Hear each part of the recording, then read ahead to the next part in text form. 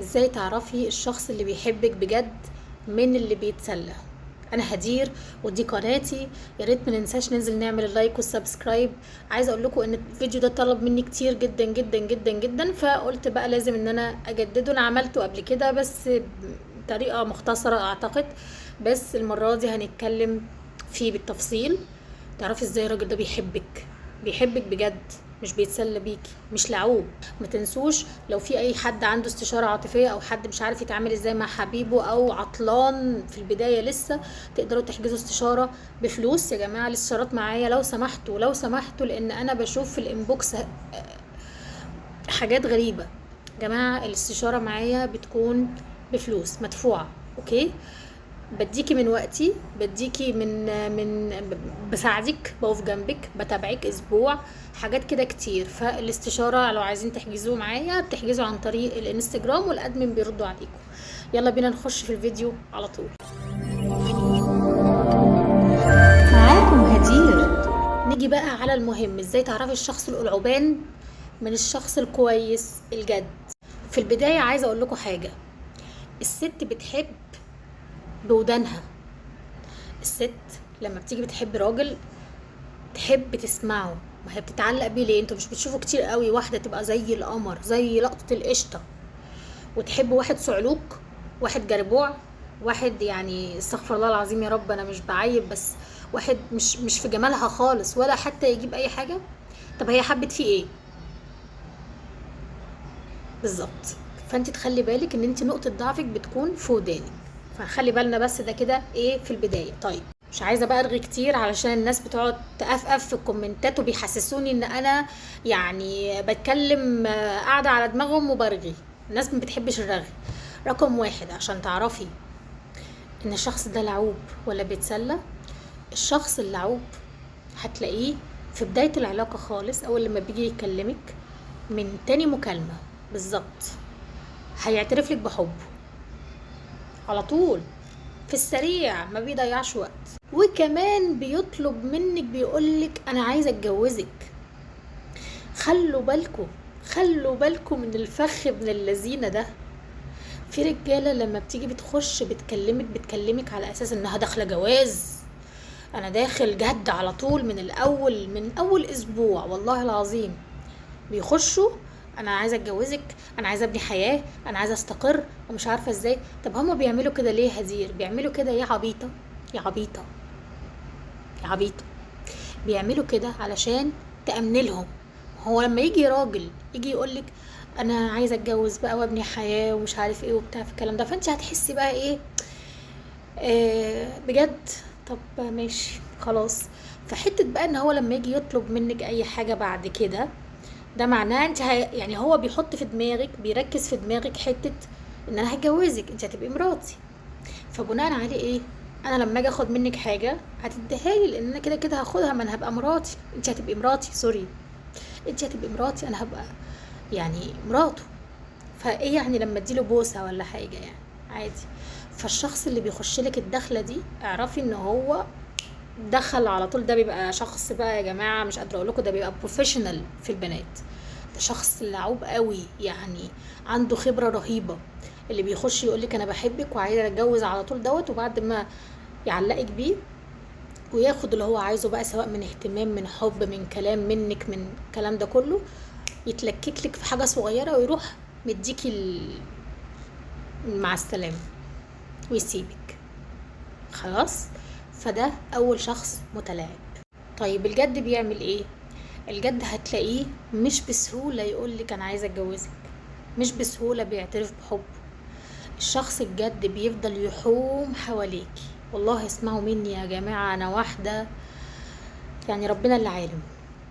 بيقعد يحوم حواليكي ويقعد يسأل عنك، يسأل عنك صحابك، يسأل عنك قرايبك، يسأل عنك الناس اللي يعرفوك من بعيد، عن اخلاقك، عن مش عارفة ايه، عن لبسك، عن اهلك، عن مش عارفة. بيحوم عليكي حواليكي فترة، وبعد ما يتأكد يبدأ بقى يخش يكلمك، يستلطف معاكي، يتكلم معاكي وبقى ساعتها بقى بيبدأ ان هو يكلمك في الحاجات اللي هو عايزها. تمام.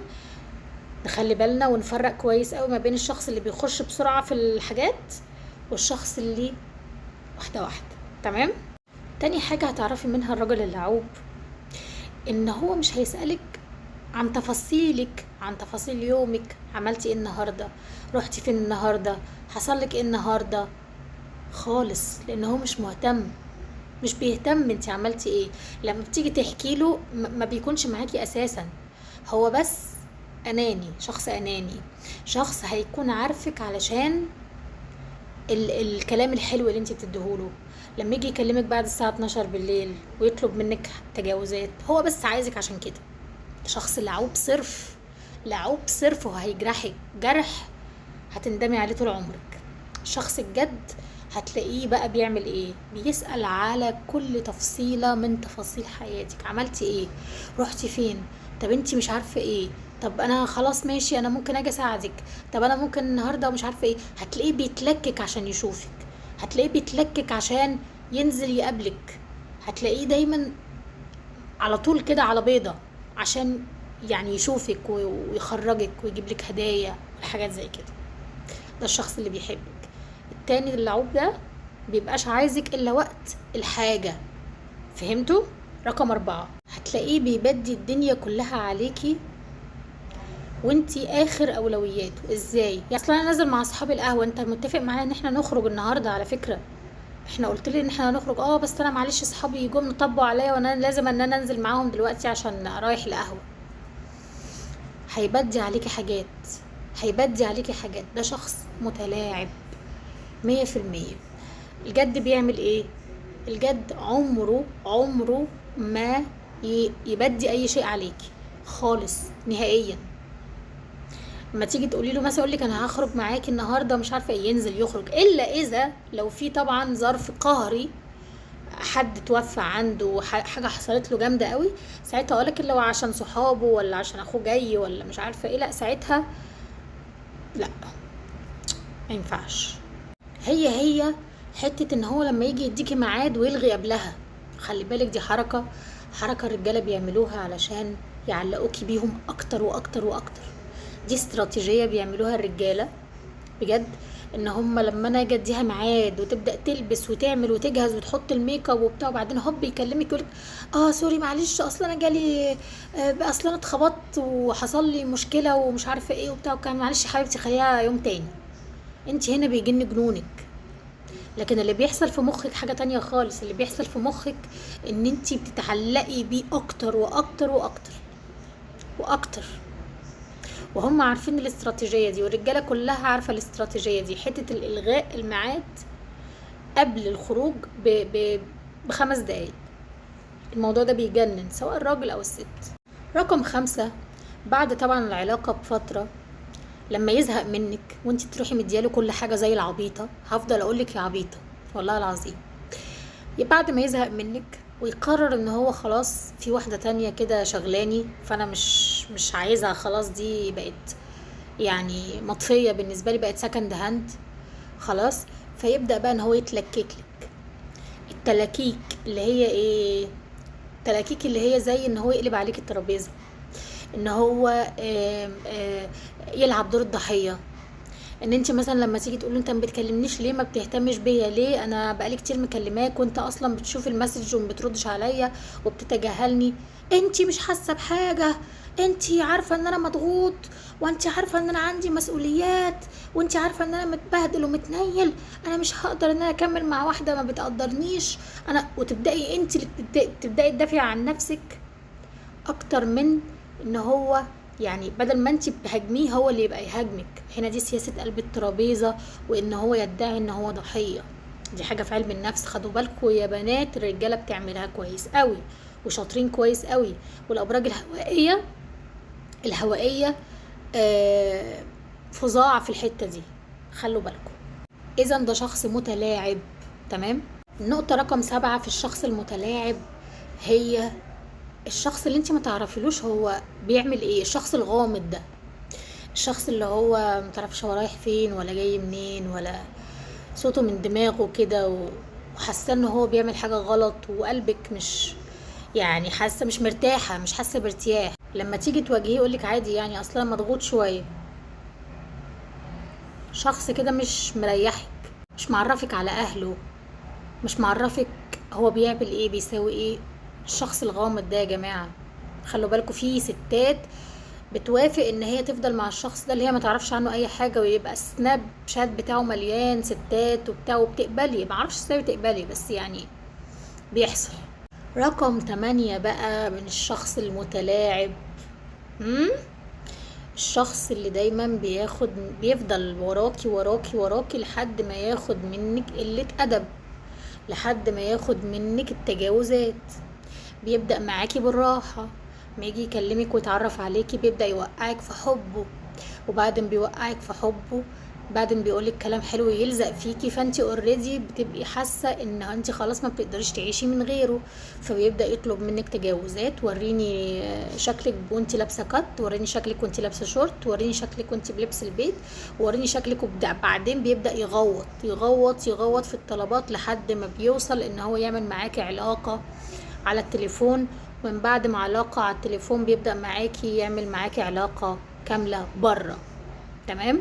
الموضوع ده طبعا منتشر جدا، منتشر انتشار رهيب وفظيع. حتة البنات اللي بتروح او الستات، انا كلامي مش على الستات يعني، خلي الستات على جنب، اكلمهم بعدين. كلامي على البنات، البنات اللي لسه ما اتجوزوش، خلاص، اللي بتسلمي له نفسك وانت فاكره كده ان انا خلاص انا ملكت قلبه، وانت بتفتكري برضو ان انت بتتقربي له بانك انت تدي له جسمك، هو كده هيحبني اكتر. بالعكس، عبيط، عبيطه والله.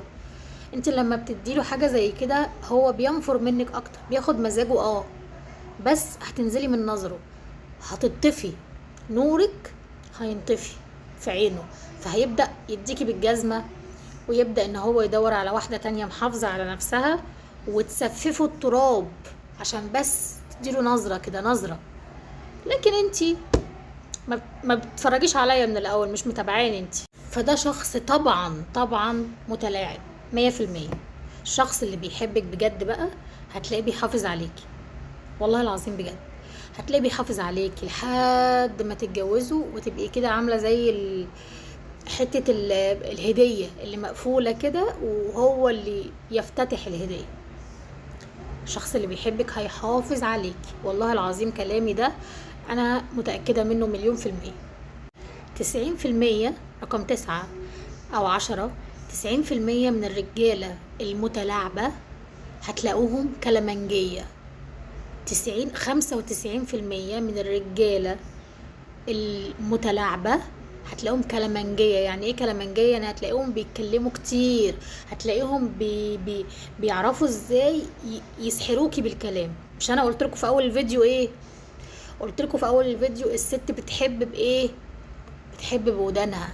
كل ما بتسمع كلام حلو بتزود ثقتها في نفسها، فبتبدأ تتعلق بالشخص اللي بيديها ثقة بالنفس، تبدأي تتعلقي بيه.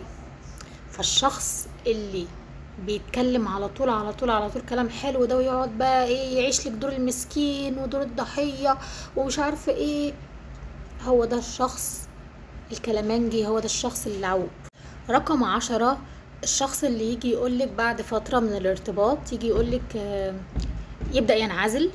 تمام، بيبدأ ان هو ياخد جنبه وينعزل، وبعدين يبدأ يقولك انا مش عارف اجيبها لك ازاي، بس بنظرة العين دي كده، انا مش عارف اجيبها لك ازاي، بس انا مكسوف من نفسي بجد، بس انا صدقيني انت تستاهلي حد احسن مني، بجد تستاهلي حد احسن مني، انا مش عايزه اظلمك معايا.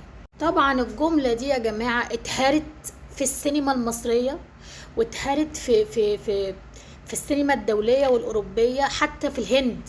عارفين الهند؟ حتى في البوليوود، الهنود، اتهرت الجمله دي. وتخيلوا ان الجمله دي لحد دلوقتي بتتقال مع البنات العبيطه، بيضحك بيها، واجي اقول لها ايه؟ انا مش عايزه اظلمك معايا، انت تستاهلي حد احسن مني. الجمله دي معناها ايه؟ الجمله دي معناها ان انا زهقت منك، الجمله دي معناها ان ابعدي عني، خلاص انا شفت غيرك، انا مش عايز اتكلم معاكي، انا مش حابب ان انا اكمل معاكي، انا خدت كل حاجه، انا مش عايزك. فالراجل لما يجي يقولك انت تستاهلي حد احسن مني، اعرفي كده ان هو خلاص الموضوع بالنسبه له كده بيطردك من حياته. تمام. طبعا انت يعني زي العبيطه، هقعد اقول عليكي عبيطه لان انت عبيطه. تمام. في حته ان انت اول لما تسمعي منه الكلمه دي هتروحي تقولي لا، ازاي ده احنا مشينا الطريق ده كله مع بعض، احنا يعني هنبني طوبة ذهب وطوبة فضة مع بعض، احنا مش تقعدي تعيطي وتذللي لي وتقلبي الدنيا. وبرضه يعرفي ان انت لما بتيجي بتعملي كده انت بتقلي في نظره جدا جدا جدا جدا، ان هو اوريدي خلاص خد القرار وهيسيبك. طيب الراجل اللي بيقولك ده انت تستاهلي شخص احسن مني دوت، ليه يا حبيبي استاهل؟ عشان انا معيش فلوس، وان انا يعني مديون، وان انا التكاليف الجواز عالية قوي عليا، وانا حاليا بكون نفسي وانتي عارفة، وانا الصراحة مش هقدر ان انا اعيشك في المستوى اللي انتي مش عارفة فيه، ومش جاهز خالص للجواز الفترة ديت، وانا كذا كذا كذا. هيجي يسيبك من هنا، راقبي بقى الكلام اللي انا بقوله لك ده، هيجي يسيبك من هنا وبعدها بشهر ولا شهرين هتلاقيه خطب. والله والله هتلاقيه خطب، وهتلاقيه دخلته بعدها بشهرين 3 او 6 شهور. الله، طب ما الفلوس اتوجدت اهي. الله، طب ما انت لما تبقى عايز تتجوز ما بتتجوز اهو. هنا النقطة مش بتبقى فيكي، النقطة ان هو اصلا خلاص مش عايزك انتي مش بتاعت الجواز ده، انتي مش واحدة اتجوزها، انتي واحدة انا خدت منك اللي انا عايزه خلاص. انا هروح لما اجي اتجوز واحدة هتجوز واحدة عفيفة شريفة ما ادتنيش شعراية من جسمها. فهمتوا حاجة؟ ماشي.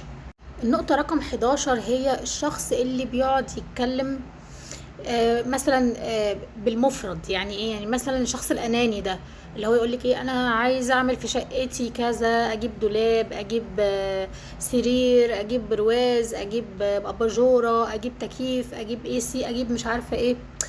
ده شخص مش حاطك في حساباته. انت عارفه لو انت في حساباته بيعمل ايه؟ هيقول ايه؟ هيقول انا ناوي ان شاء الله ان احنا نجيب مثلا تكييف، نجيب اباجوره، نجيب سرير، نجيب برواز، نجيب مش عارفه تابلو معين مش عارفه ايه. اعتقد شكله في شقتنا هيكون شقتنا. شايفه حرف النون ده؟ حرف النون ده اللي بيجمعك ما بينه وما بين، هو كده حاطك في حساباته. لكن حته ان هو يتكلم اصلا عايزه اجيب وعايزه، هو كده مش حاطك جزء من خطته المستقبليه. حرف النون ده مهم قوي، شوفي حرف النون ده موجود في كلامه ولا لا. تمام. النقطه رقم 12 وهي نقطه الشخصيه الابس اند داون، اللي هي اللي هي العلاقه شويه يحبك شويه ما يحبكيش، شويه يكلمك شويه يتجاهلك. العلاقه دي ما اسمهاش علاقه صحيه، العلاقه دي اسمها علاقه شخص بيتسلى بيا. شخص لما بيحبك او لما يبقى عايز حاجه او لما بيبقى عايز شيء منك معين بيكلمك والكلام ده، واول لما انت تبعدي عنه او تنفضي له يبدا ان هو يرجع، وبعدين يبدا ينفض لك بقى. مثلا عارفين يا جماعه لو تنفيض اللي هو البسيط ده، اللي هو مثلا هو في الشغل، هو مش عارفه ايه الكلام ده، تمام مفيش مشكله. وانت كمان لازم يكون ليكي حياتك يعني، ماشي. انا مش عارفه ايه هنا، ما علينا. لازم انت يكون ليكي حياتك اللي هو عادي. لكن الشخص اللي بيغيب بالايام والاسابيع والشهور لا، ويجي يكلمك بس كل سنة مرة، ده شخص متلاعب متلاعب متلاعب متلاعب، وبيكون في عنده اطراف تانية، وبيكون اصلا بيكلم غيرك ومصيبته سودا. خلوا بالكم. تمام. النقطة الاخيرة عشان وقت الفيديو وهي المهمة، النقطة اللي هي الراجل اللي يجي معاكي، اللي انتي طبعا يعني ده متلاعب جدا بقى، ده اللي هو يخش ويكلم اهلك فعلا ويخطبك، وقبل تحديد ميعاد الفرح يفشكل كل حاجة، يقلب عليك الترابيزة.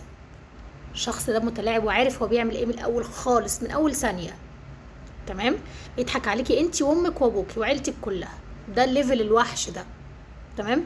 خلي بالك بيكون فيه علامات. اي اسئلة اكتبولي في الكومنتات. انا بحبكم كتير. كان معاكم هدير. باي باي. معاكم هدير.